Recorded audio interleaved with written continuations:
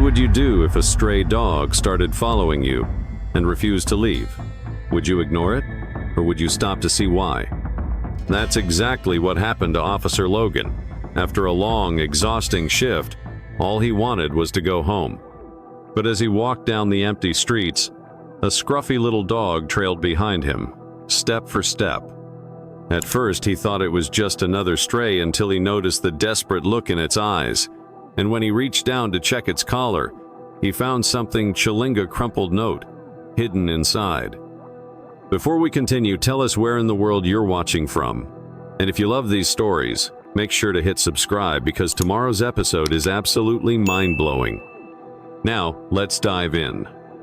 Logan carefully unfolded the crumpled note, his pulse quickening as he read the shaky, childlike handwriting. "My brother is sick. No food. No water. Please help. Apartment 2C." His exhaustion vanished in an instant. He glanced at the dog. Its big, pleading eyes seemed to urge him forward. Someone needed help. A kid. Alone. Logan's training kicked in. He stuffed the note into his pocket, straightened up, and scanned the darkened street. The dog gave a small whimper, then turned and trotted ahead as if leading the way. His gut told him this wasn't just another routine welfare check. As he neared the run-down apartment complex, his instincts screamed danger. The flickering streetlights cast eerie shadows, and the broken security gate barely hung on its hinges. Something was very, very wrong. Logan's gut twisted as he stood in front of apartment 2C. He knocked firmly. No answer. He knocked again, harder this time. The silence behind the door felt wrong, too heavy, too lifeless. The little dog whined and scratched at the door, ears perked. Logan's instincts screamed at him. Something was very, very wrong. He took a step back and slammed his shoulder into the door. The flimsy wood splintered, the lock snapping under the force. The smell hit him first. A mix of stale air, unwashed clothes, spoiled food, and something worse. His flashlight cut through the dimness, revealing peeling wallpaper, an overturned chair, and a pile of dirty blankets in the corner. Then he saw them.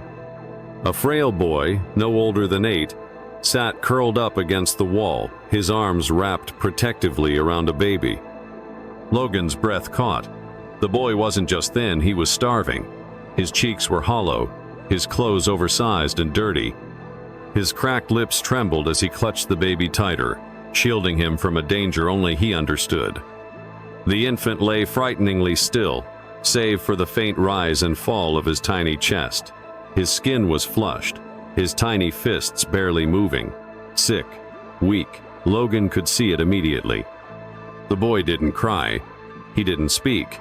He just stared, his wide, fearful eyes locked onto Logan like a cornered animal.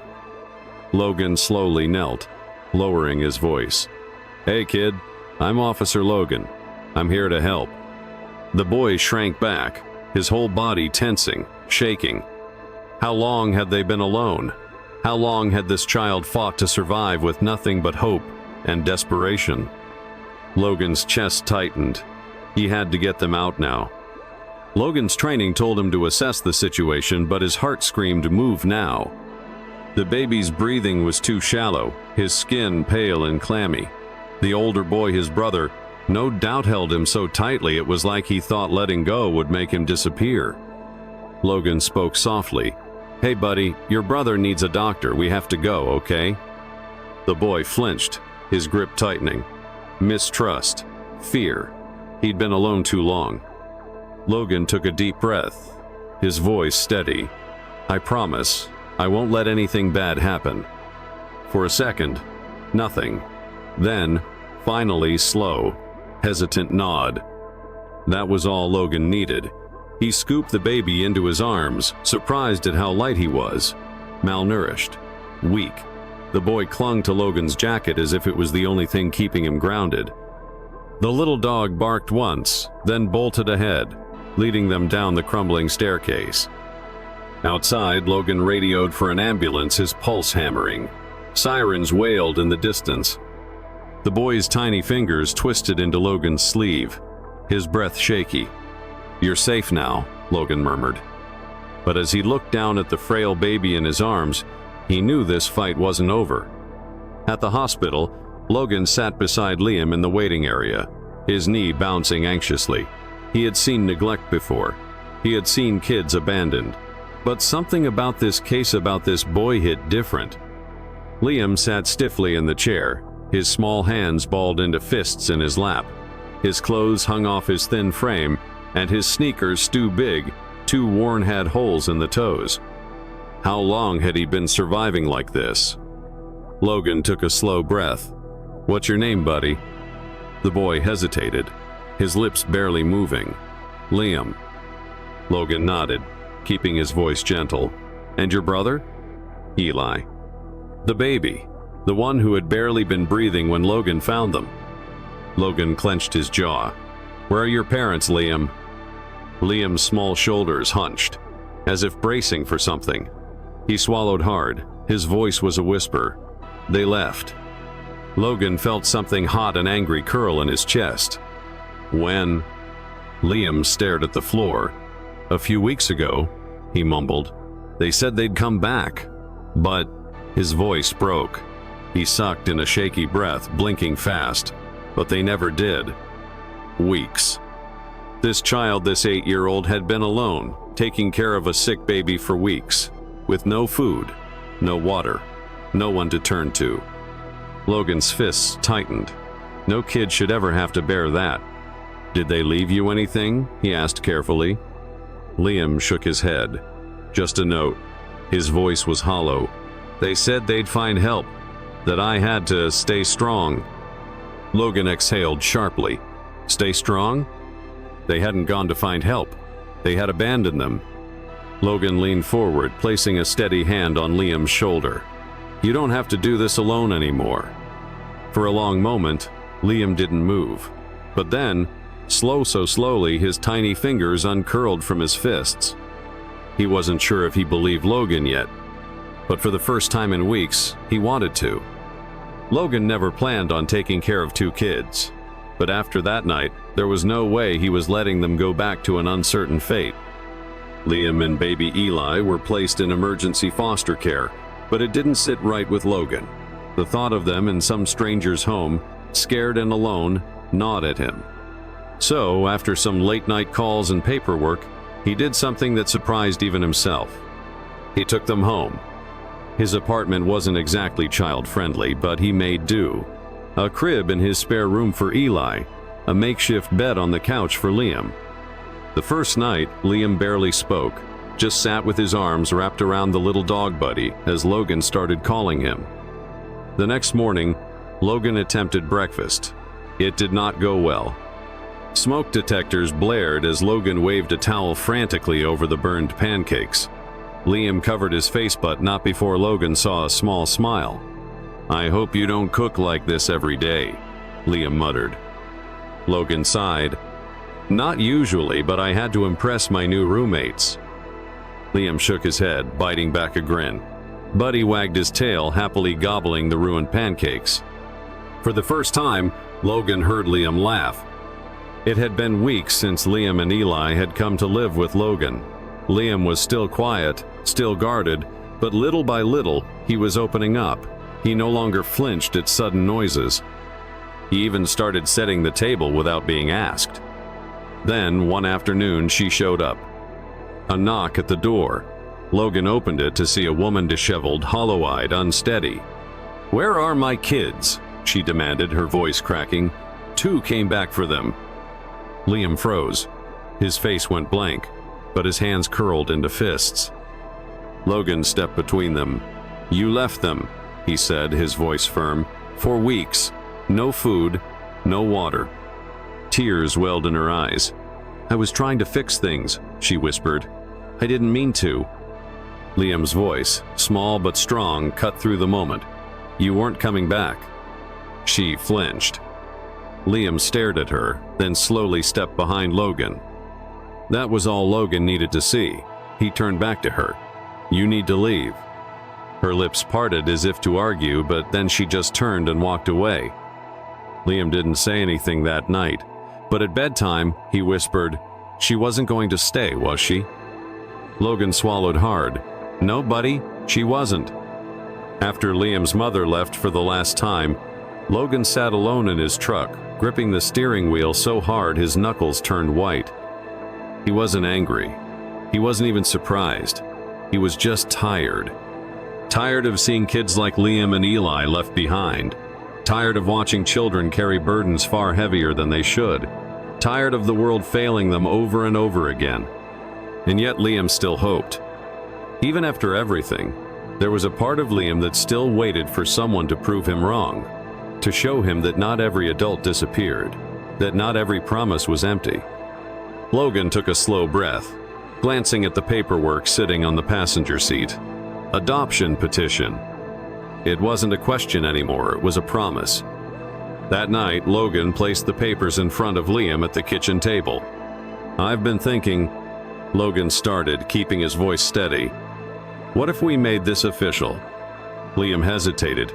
He had spent his whole life being unwanted, being temporary. His small hands trembled as he pulled the papers closer. You really want to keep us? He asked, his voice barely above a whisper. Logan felt his throat tighten. More than anything, Liam searched his face, looking for any sign of hesitation. He found none. And then he nodded. The next second, he was in Logan's arms, gripping his shirt like he was afraid to let go. For the first time, Liam wasn't just surviving. He was home. And Logan?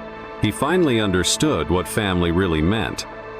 The day the judge finalized the adoption, Liam never let go of Logan's sleeve. When asked the big question, "Do you want Officer Logan to be your father?" his voice was strong and sure. Yes. Logan signed the final papers, sealing what they had already become a family. That night, the house was louder than ever. Buddy barked excitedly. Eli babbled in his high chair, and Liam sat at the table, smiling for the first time without hesitation. Logan placed a plate of spaghetti in front of Liam. Tonight, we celebrate. Liam picked up his fork, twirling the noodles. You're sure you didn't burn anything this time? Logan feigned offense. Excuse me, but I happen to be a professional chef now. Uh-huh. Eli clapped his hands, giggling as Buddy tried to steal a meatball off his tray. Liam's laughter filled the room, warm and unguarded. Logan sat back, watching the chaos unfold around him, the good kind of chaos. For the first time in a long time, Liam wasn't worried about tomorrow. For good. It had been months since Liam and Eli came into Logan's life. Months of late-night feedings, scraped knees, burnt pancakes, and quiet moments filled with things unsaid. Logan never pushed. He never asked Liam to call him anything other than Logan because he knew that trust couldn't be forced. It had to be earned. Felt different. The house was quiet, wrapped in the warmth of a sleepy evening. Eli had already drifted off in his crib, his tiny chest rising and falling peacefully. Buddy was curled up at the foot of Liam's bed, twitching in a dream.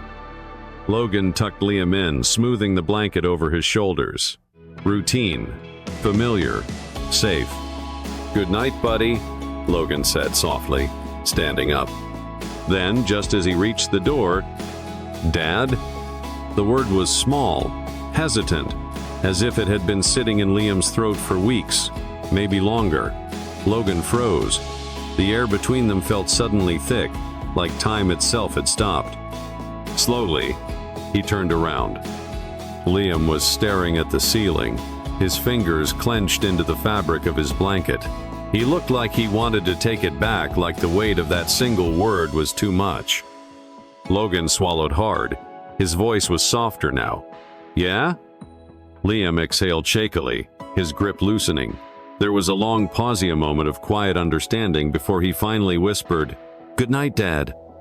Logan felt something crack open in his chest, something raw and deep and permanent. He walked back, sat on the edge of the bed, and placed a gentle hand on Liam's head. "Good night, kiddo," he murmured. Liam didn't flinch. He didn't pull away. He just let out a soft breath, his body relaxing completely for the first time. As Logan turned off the light and closed the door behind him, he realized This wasn't just a moment. This was a turning point. Liam had spent years being abandoned, being told he wasn't enough. But tonight, he chose to believe. And Logan, he'd never let him doubt it again. This story isn't just about a boy, a baby, and a Copa. It's about choosing to stay when others walk away. Liam's journey reminds us that family isn't just about blood, it's about love, commitment, and showing up, even when it's hard. How many people in our lives need someone to stand by them, just like Logan did? Maybe it's a friend struggling in silence. Maybe it's a child who needs guidance. Or maybe, like Logan, you'll be called to make a difference when you least expect it. Be that person. And if this story moved you, don't let it stop here. There are thousands of children like Liam and Eli in need of love, stability, and a place to call home. Consider supporting foster programs, volunteering, or simply reaching out to someone in need. Now, tell me, what does family mean to you? Share your thoughts in the comments. And don't forget, watch this next video, because it's a story you won't want to miss,